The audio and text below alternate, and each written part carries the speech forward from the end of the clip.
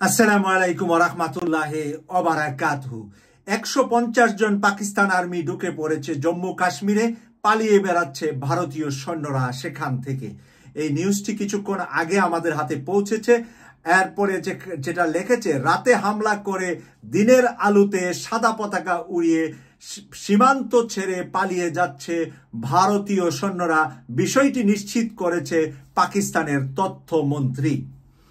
ভারতের বিরুদ্ধে আফগানরা প্রস্তুত, দিল্লির আকাশে অন্ধকার বলে একটি পত্রিকা হেডলাইন করেছে যে আফগান সৈন্যরাও প্রস্তুত হয়েছে, এখন ভারতের বিরুদ্ধে যুদ্ধ করবে এবং সেই সিদ্ধান্তের কারণে দিল্লির আকাশে আফগানকে ইরানকে পাশে পাবে যে আশা করেছিল, সেই আশাও এখন শেষ হয়ে উল্টো ইরান এবং আফগান পাকিস্তানের পাশে আছে বলেই ইতিমধ্যে ঘোষণা আসছে। ইরান যদিও এর মধ্যে বলেছেন যে ভারত আর পাকিস্তান চাইলে আমরা মধ্যস্থতা করে তাদের মধ্যে যে উত্তেজনা হয়েছে, যতটুকু যুদ্ধ আগিয়েছে সেটাকে থামানোর ব্যাপারে কাজ করতে চাই। কিন্তু ইতিমধ্যে পাকিস্তান থেকে যে খবর আসছে, সেই খবর থেকে জানা যাচ্ছে যে ভারত যদিও এই যুদ্ধ থেকে এখন থেমে যাওয়ার জন্য, পিছিয়ে যাওয়ার জন্য চিন্তা করছে, কিন্তু পাকিস্তান এর বদলা নিবে। পাকিস্তান কিছুতেই পিছিয়ে যাবে না বলে সিদ্ধান্ত নিয়েছে। তার সাথে আরো যে পরাশক্তিগুলা পাকিস্তানকে সাহায্য করছে, তারাও পিছিয়ে যাওয়ার পক্ষে নয়। তারা হলেন চায়না, তারা হলেন তুর্কি। এভাবে এই শক্তিগুলা এবং বাংলাদেশ থেকে ডক্টর মোহাম্মদ ইউনূসও পাকিস্তানকে আভ্যন্তরীণভাবে সমর্থন করে যাচ্ছে। বাংলাদেশ এদিক দিয়ে চিকেন নেক দিয়ে দখল করার জন্য 7 সিস্টার দখল বাংলাদেশ চায়না মিলে করার পরিকল্পনা চলছে। প্রিয় দর্শক, আমরা ডক্টর মোহাম্মদ ইউনূস ক্ষমতা যাওয়ার আগেই চিকেন নেক নিয়ে কথা বলেছিলেন, আর সেই কথার সুর ধরে আজকে শান্তিপূর্ণের কথা বাংলাদেশের দুটি রাজনৈতিক দলের দুজন প্রধান বলেছেন।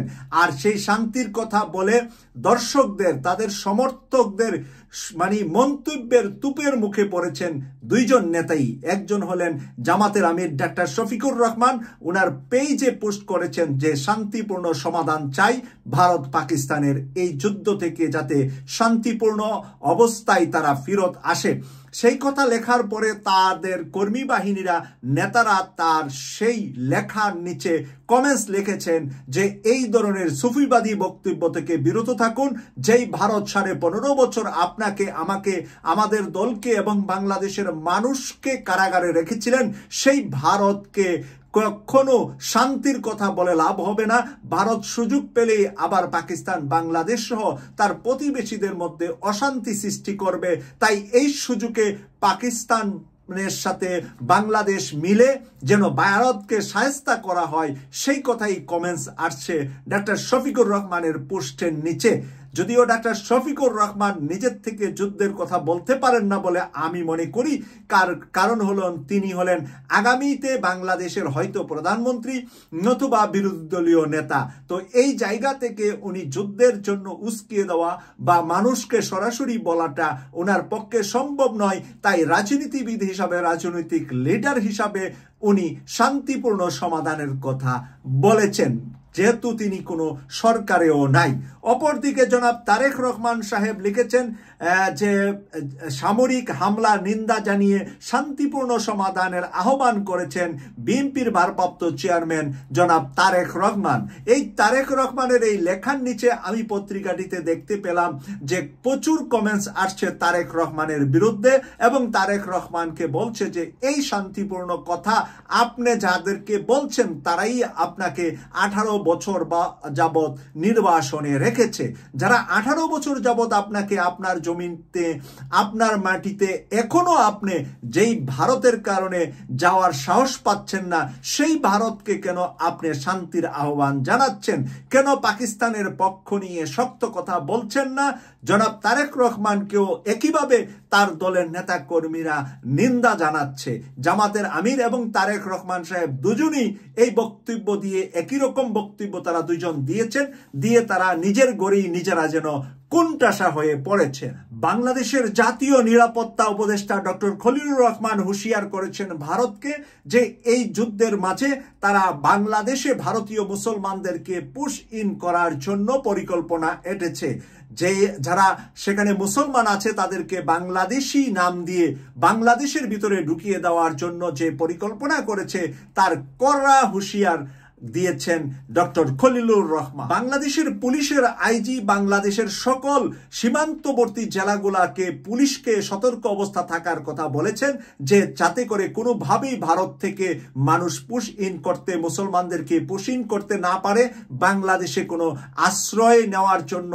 সেখান থেকে অনেক মানুষ বাংলাদেশের দিকে ধাবিয়ে আসতে পারে, সেই কথা মাথায় রেখে বাংলাদেশের সীমান্তগুলোতে পাহারা এখন জোরদার করা হয়েছে। পুলিশ এবং বিজেপির পাহারা এখন চলছে বাংলাদেশের ভারতের সাথে যে কটা সীমান্ত আছে প্রত্যেকটা সীমান্তের মাঝে।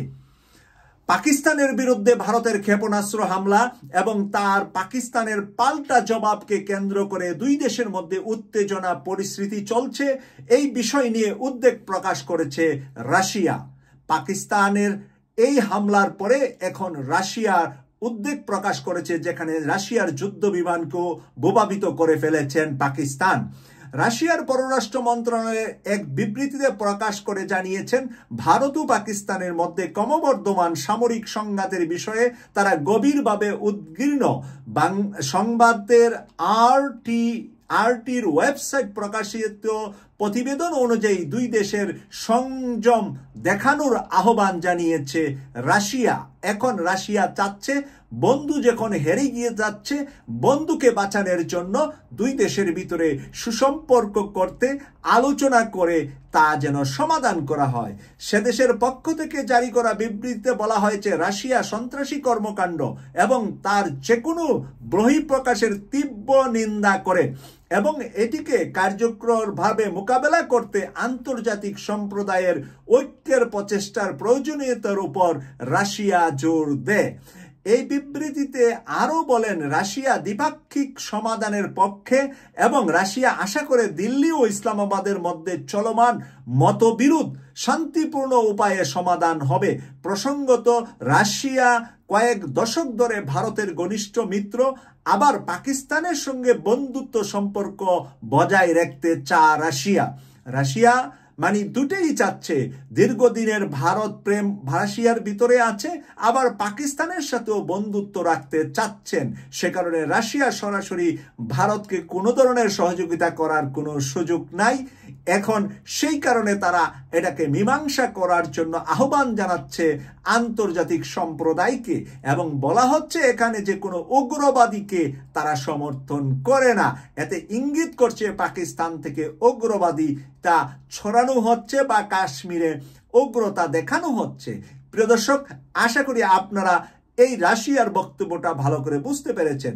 অন্যদিকে ফ্রান্সের পররাষ্ট্রমন্ত্রী নুয়েল ভেরু দিল্লি ও ইসলামাবাদের সংযম প্রদর্শনের আহ্বান জানিয়েছে। রাফেল 3টা ফেলে দিয়েছে। এখন ফ্রান্সের পররাষ্ট্রমন্ত্রী এখন শান্তির কথা বলছে, কারণ আরো যদি 10টা রাফেল ফেলে দেয়, তাদের যুদ্ধ বিমান যদি আরো 10টা পরে যা।